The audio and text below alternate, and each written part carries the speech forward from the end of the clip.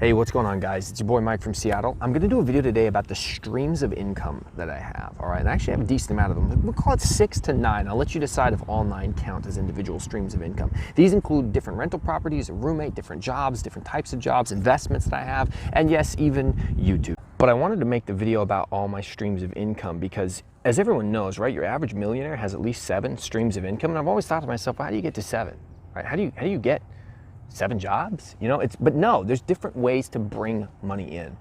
And believe it or not, I'm actually at that 6 to 9. We'll let you decide later as I break it down what you think a stream of income is. But 6 to 9 different flows of income making me $150,000 a year. Guys, I almost feel like I've made it.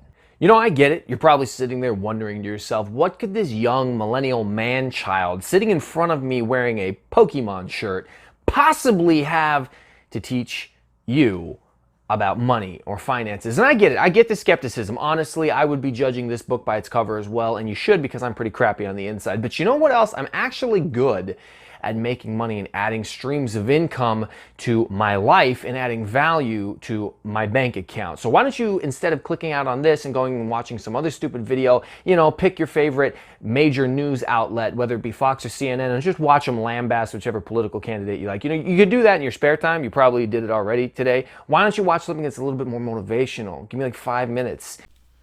Okay, so the first stream of income that I have is just my normal standard 9 to 5 W-2 job as the local resident sheriff of the internet slash sheriff of these here parts around Washington. Full-time job, $8,500 a month at about $100,000 a year. That is the biggest chunk of change that I earn in a year, and that's why it's at number 1. Okay, second largest source of income I have is my second part-time job. I try to aim for $1,600 a month or $20,000 a year. So if I take a month off and I don't work any overtime for a month or so, then I'll work double or triple the amount of overtime at some other point to try to make up for it. I've already made, I think, like $15,000 or $16,000 in overtime already this year, so I'm way ahead of where I need to be.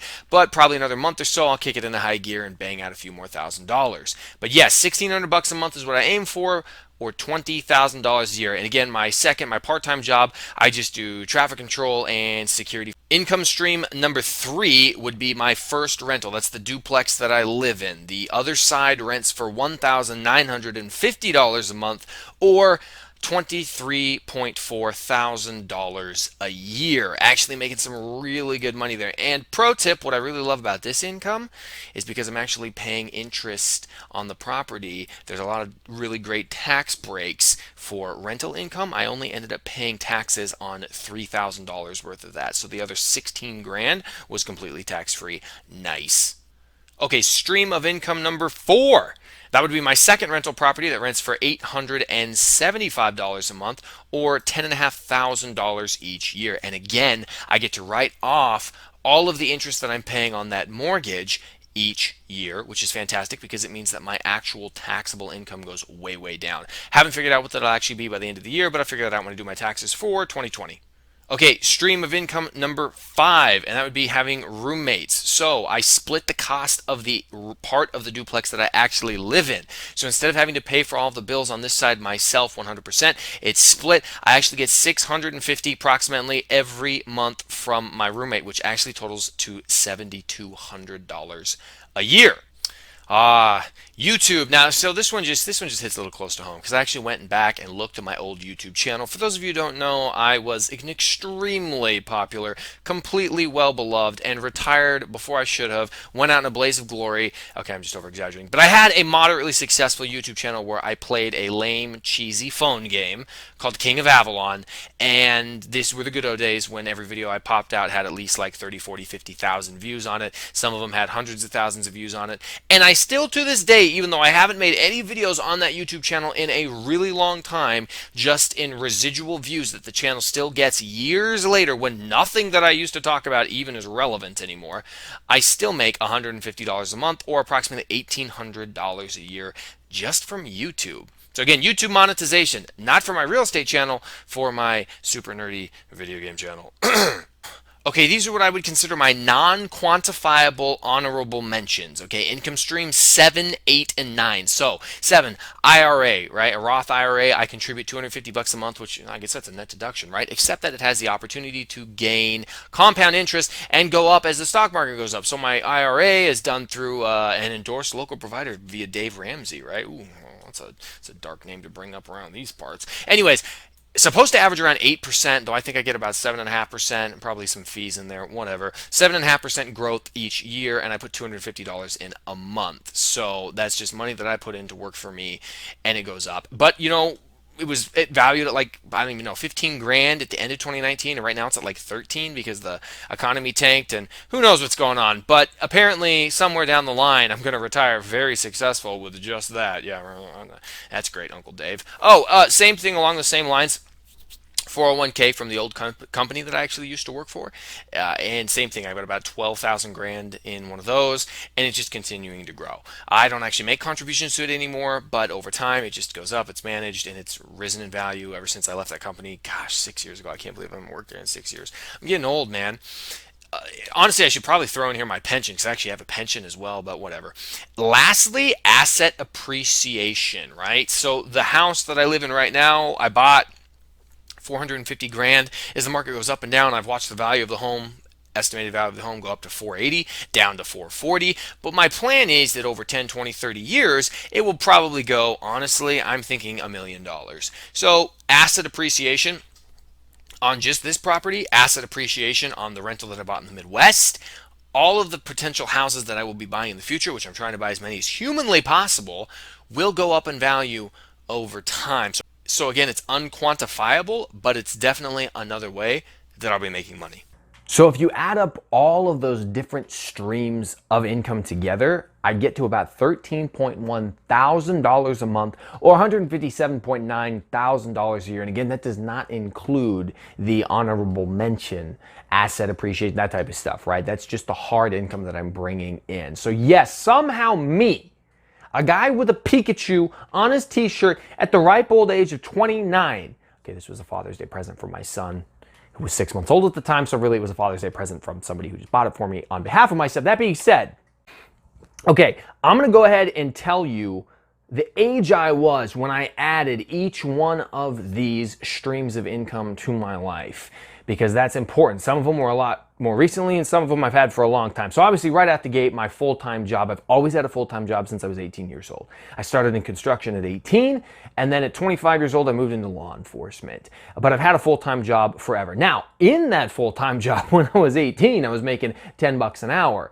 And now I make $100,000 a year. So there has been a constant movement upward up the ladder in terms of my earning capabilities. But I have had a job the entire time. It's just been getting better as time goes on.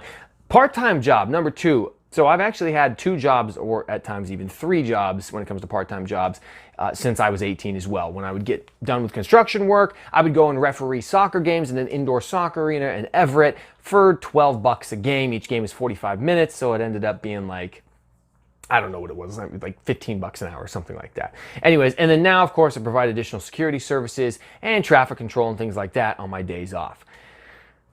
Income number 3, my first rental. So I didn't actually get my first rental, which makes me $23,000 a year, until I was 28 years old. Now remember, I got the brilliant idea of moving into real estate when I was 21, back in like 2011 or something, when I very first started listening to Grant Cardone.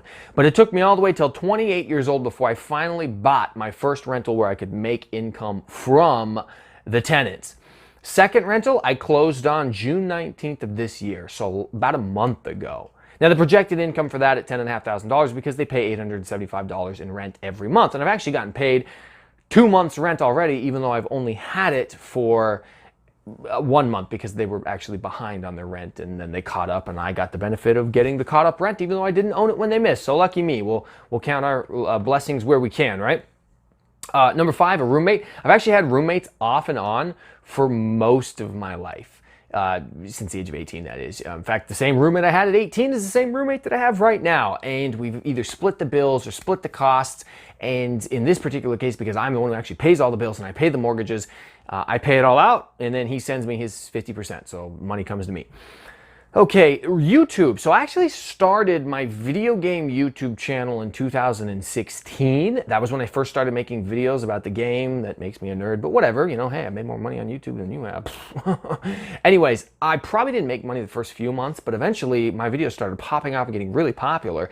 And at the height of my YouTube career, I was making like $500 to $800 a month just playing a game and narrating it. But I haven't made a video for several years on that channel, and I still, like clockwork, every single month get $150, $150. Thanks, Google AdWords.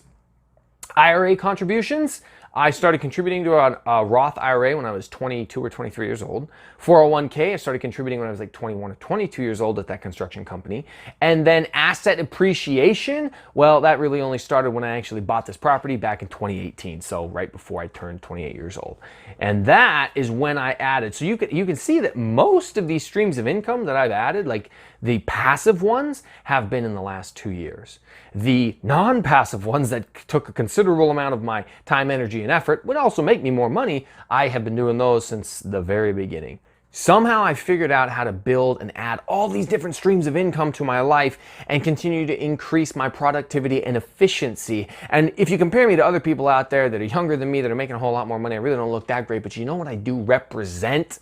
What an average person, somebody who's stupid, you know, I mean, I didn't get great grades in high school. I was not the kind of person who did well in school. I was good at like speech class. I was good at writing creatively. I loved history, but man, let me tell you about math. No, thank you. I can't really tell you about anything other than a squared plus b squared equals flip. See, I don't know nothing, okay? Right? So school was not for me. It was just not where I was going to excel. I'm better at working with people and talking. But if somebody who didn't go to college and didn't have the silver spoon and didn't have rich parents and didn't have somebody to take me under their wing, managed to figure all of this out via YouTube, and I'm not even kidding you, via YouTube since 2011, and then figuring out that I just needed to figure out how to get a better job that paid me more money, and then save the money and put it into things that'll build me passive income, anybody can do this. And that's the message that I want to share with you, because there's people who message me on Instagram or leave comments down below. Hey, you know, if you want to leave some comments, down below and drive some interaction on my channel, that'd be super freaking cool. Thanks, guys.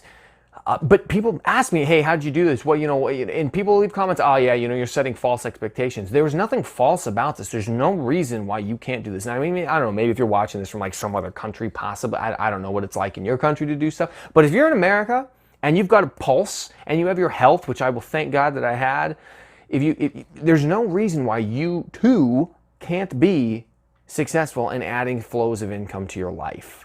What's up, guys? Mike here with King of Avalon Follower, doing another video. This one, I know it's coming late. This is going to be a video about not only the Kingdom event, which